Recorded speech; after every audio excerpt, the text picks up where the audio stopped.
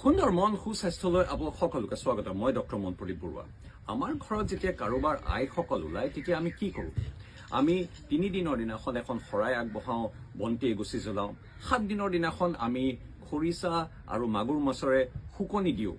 আৰু প্ৰায় 12-13 দিনত যেতিয়া শুকাবলৈ ধৰে তেতিয়া আমি এখন আই সবাহ পাতোঁ। এইবোৰ নিয়ম নীতি বহু যুগ যুগ ধৰি চলি আহিছে আৰু চলি থাকিব। কিন্তু আইসকল ওলালে আৰু কেইটামান কৰণীয় থাকে।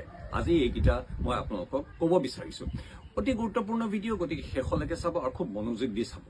যদি আপোনাৰ ঘৰত কোনো এজন ব্যক্তি আছে যাৰ আইসকল ওলাইছে, তেতিয়াহ'লে আপুনি কিন্তু এবাৰ হ'লেও ডাক্তৰী চিকিৎসা কৰিব লাগে বা ডাক্তৰৰ পৰামৰ্শ ল'ব লাগে।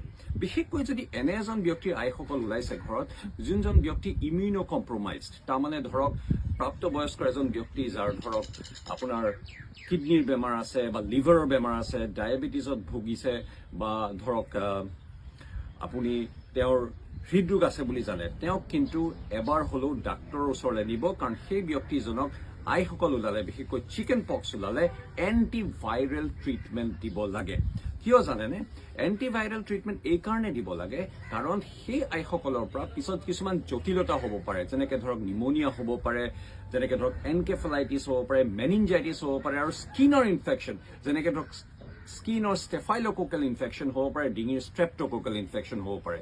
সেইকাৰণে তেওঁক হয়তো এণ্টিবায়'টিকৰ কোৰ্চ এটা প্ৰয়োজন হ'ব পাৰে বা এণ্টিভাইৰেল ট্ৰিটমেণ্ট দিবলগীয়া হ'ব পাৰে। সেইটোৱে তেওঁ বহু জটিলতাৰ পৰা ৰক্ষা কৰিব।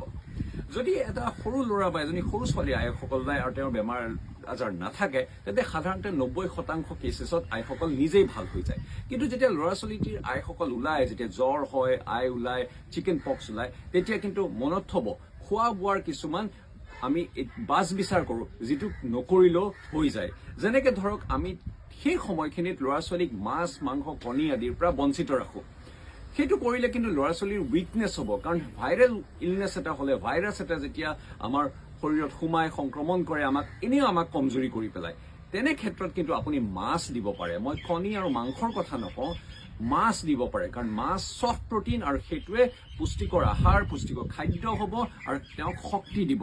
বিশেষকৈ সেই সময়ত তেওঁক পুষ্টিকৰ আহাৰ আৰু খাদ্যৰ প্ৰয়োজন। তাৰ উপৰিও চিকেন চুপ দিব পাৰে আৰু লগতে প্ৰচুৰ মাত্ৰাত পাচলি, শাক পাচলি আৰু ফল মূল দিব আৰু গাখীৰ খুৱাব পাৰে। বহুতে গাখীৰ নোখুৱায়, গাখীৰ খুৱাব পাৰে।